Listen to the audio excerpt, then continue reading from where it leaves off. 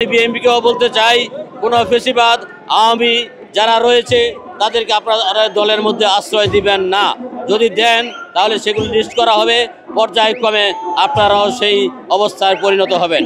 আওয়ামীর যত স্থাপনা রয়েছে এবং তাদের যারা দোষর রয়েছে প্রত্যেককেই আজকে এই নির্মূল করার সময় এসেছে।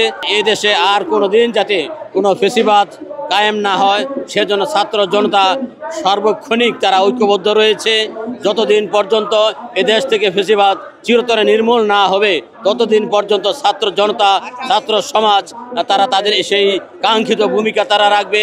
পাশাপাশি তাদের সাথে আমরা জনগণ আছি, আমরাও সর্বস্তরের জনগণ মিলে এদেশে যাতে আর কোনো দিন কোনো স্বৈরের শাসক কোনো ফেসিবাদ না আসতে পারে সেজন্য আমরা আমাদের জীবনের শেষ বিন্দু রক্ত দিয়ে হলো সেটা আমরা প্রতিহত করব ইনশাআল্লাহ। আওয়ামী দুঃশাসন এদেশের জাতি দীর্ঘ 17টা বছর তারা দেখেছে।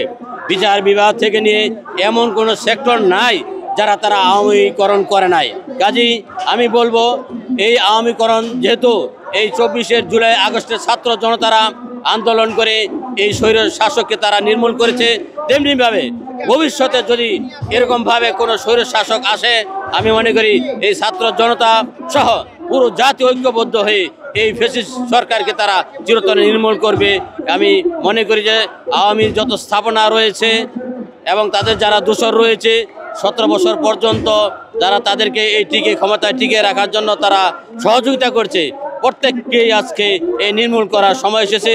ছাত্র জনতা এখন ঐক্যবদ্ধ আছে, তারা সবসময় ঐক্যবদ্ধ থাকবে। ঐক্যবদ্ধ থেকে চিরতরে এদেশ থেকে ফেসিবাদ দূর করে ইনসাফ ভিত্তিক এই দেশটা যাতে কায়েম করা যায় সেজন্য সর্বাত্মকভাবে জাতিকে আমি ঐক্যবদ্ধ হওয়ার আহ্বান করছি। পাশাপাশি বিএনপির মধ্যেও দেখা যায় কিছু সংখ্যক লোক রয়েছে যারা এই ফেসিবাদ সরকারের কিছু কিছু লোককে প্রতিষ্ঠিত করার কাজে তারা এখন লিপ্ত রয়েছে।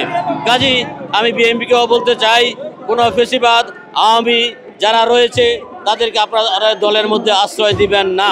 যদি দেন তাহলে সেগুলো লিস্ট করা হবে, পর্যায়ক্রমে আপনারাও সেই অবস্থায় পরিণত হবেন।